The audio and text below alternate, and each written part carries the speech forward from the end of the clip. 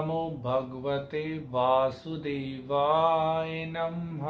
ओम नमो लक्ष्मी नारायण नमः। जय हो लक्ष्मी नारायण की। राधे राधे सभी दोस्तों को। मैं आसु उम्मीद करता हूँ सभी भक्तजन बढ़िया होंगे। दोस्तों, आज की इस वीडियो में मैं आप सभी भक्तजनों को सावन मास के महत्व की पहले अध्याय की कथा को पढ़कर सुनाने जा रहा हूँ। इसे ध्यान पूर्वक सुनिएगा। एक बार सौनक जी बोले, हे सूत जी महाराज, हे महाभाग, हे व्यास शिष्य, हे अक्लमस, आपके मुख कमल से अनेक आख्यानों को सुनते हुए हम लोगों की तृप्ति नहीं हुई, अपितु बार बार सुनने की इच्छा बढ़ती जा रही है। तुला राशि में स्थित सूर्य में कार्तिक मास का महत्व, मकर राशि में माघ मास का महामहत्व और मेष राशि में स्थित सूर्य में वैशाख मास का महत्व और इसके साथ साथ उन मासों में जो भी धर्म है उन्हें आपने भली भांति कह दिया। यदि आपके मत में इससे भी अधिक महिमामय कोई मास है तथा भगवत प्रिय कोई धर्म हो तो आप उसे अवश्य कहिए, जिसे सुनकर कुछ अन्य सुनने की हमारी इच्छा न हो। वक्ता को श्रद्धालु श्रोता के समक्ष कुछ भी छिपाना नहीं चाहिए। तब सूत जी महाराज बोले, हे मुनियों, आप सभी लोग सुने। मैं आप लोगों के वाक्य गौरव से अत्यंत संतुष्ट हूँ।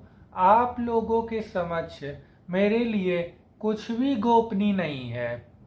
दंभ रहित होना, आस्तिकता, सठता का परित्याग, उत्तम भक्ति, सुनने की इच्छा, विनम्रता, ब्राह्मणों के प्रति भक्ति परायणता, सुशीलता, मन की स्थिरता, पवित्रता, तपस्वता और अनसूया, ये श्रोता के 12 गुण बताए गए हैं। ये सभी आप लोगों में विद्यमान हैं। अतः आप लोगों पर प्रसन्न होकर उस तत्व का वर्णन करता हूँ। एक समय प्रतिभाशाली संत कुमार ने धर्म को जानने की इच्छा से परम भक्ति से युक्त होकर विनम्रता पूर्वक भगवान शिव से पूछा।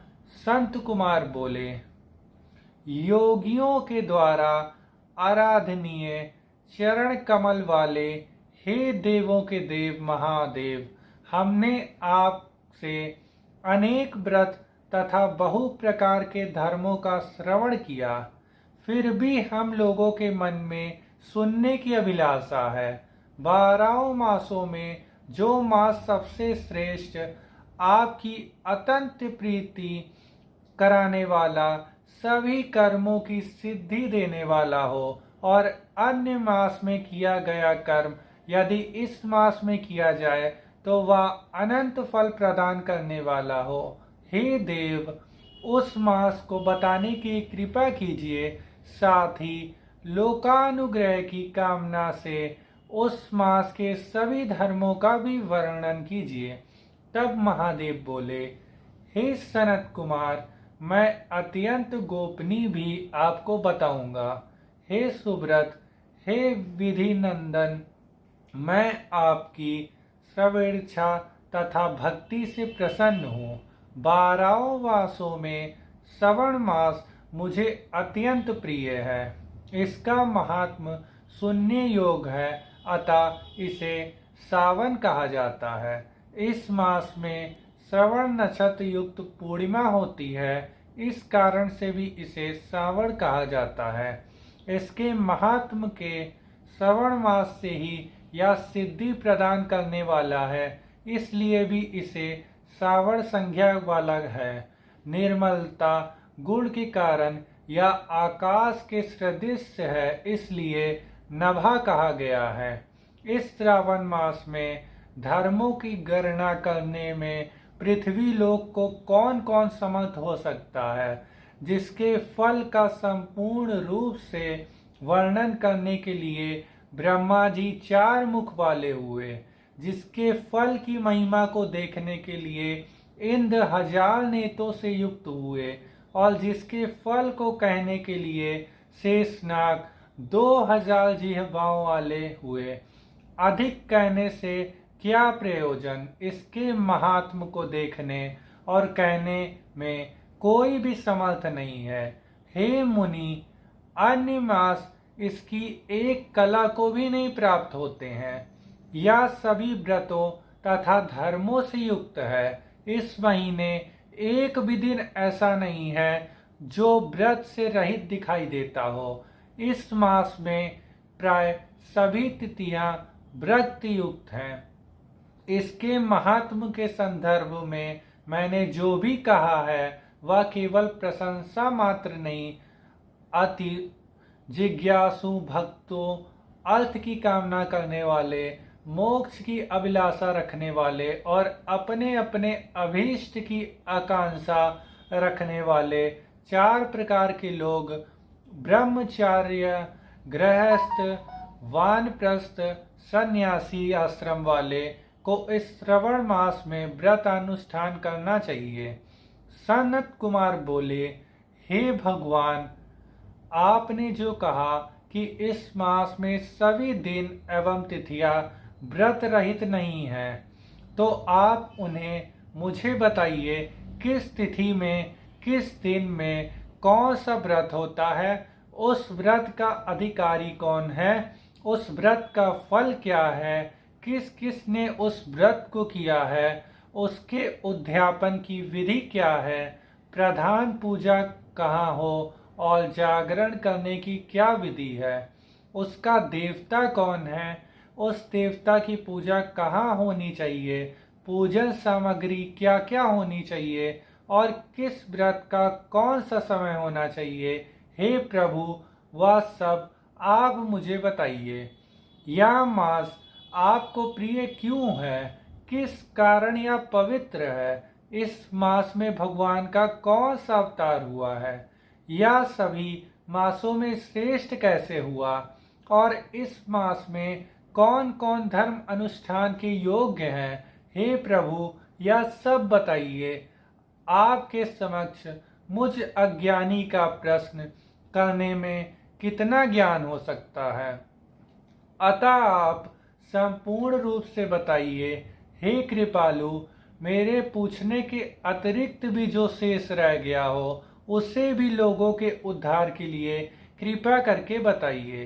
रविवार, सोमवार, भोमवार, बुधवार, बृहस्पतिवार, शुक्रवार और शनिवार के दिन क्या करना चाहिए। हे विभो, वह सब मुझे बताइए। आप सबके आदि में आविर्भूत हुए हैं, अतः आपको आदिदेव कहा गया है। जैसे एक की विधि बाधा से अन्य की विधि बाधा होती है, वैसे ही अन्य देवताओं के अल्प देवत्व के कारण आपको महादेव माना गया है। तीनों देवताओं के निवास स्थान पीपल वृक्ष में सबसे ऊपर आपकी स्थिति है। कल्याण रूप होने के कारण आप शिव हैं और पाप समूह को हरने के कारण आप हर हैं। आपके आदिदेव होने में आपका शुल्क वर्ण प्रमाण है, क्योंकि प्रकृति में शुल्क वर्ण ही प्रधान है, अन्य वर्ण विकृत है। आप कपूर के समान गौर वर्ण के हैं, अतः आप आदिदेव हैं।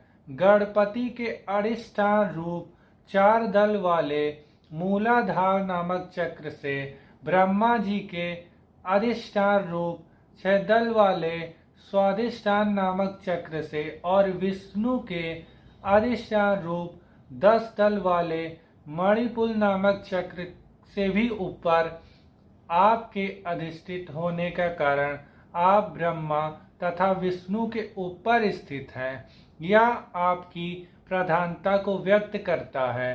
हे देव, एकमात्र आपकी ही पूजा से पंचयातन पूजा हो जाती है, जो कि दूसरे देवताओं की पूजा से किसी भी तरह संभव नहीं है। आप स्वयं शिव हैं। आपकी बाईं जांघ पर शक्ति स्वरूपा दुर्गा, दाहिनी जांघ पर गणपति, आपके नेत्रों में सूर्य तथा हृदय में भगवान श्री हरि विराजमान है। आपको सबसे श्रेष्ठ माना गया है। सबको विरक्ति की शिक्षा देते हेतु आप संसार में तथा पर्वत पर निवास करते हैं। ऐसा महर्षियों ने कहा है। जगत का संहार करने वाले, हलाहल को गले में धारण करने वाले, महाप्रलय की काल अग्नि को अपने मस्तक पर धारण करने में कौन समर्थ था। संसार रूप अंधकूप में पतन के हेतु कामदेव को किसने भस्म किया। आप ऐसे हैं कि आपकी महिमा का वर्णन करने में कौन समर्थ है।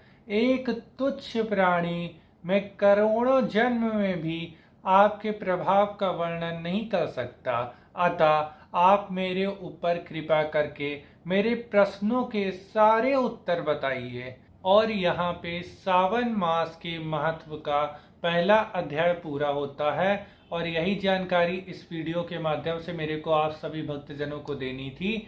फिर मिलते हैं अगली वीडियो में किसी और जानकारी के साथ। आशा करते हैं आप सभी का हर दिन हर पल मंगलमय हो। सभी देवी देवताओं की कृपा सभी भक्तजनों के ऊपर सदैव बनी रहे। राधे राधे सभी दोस्तों को।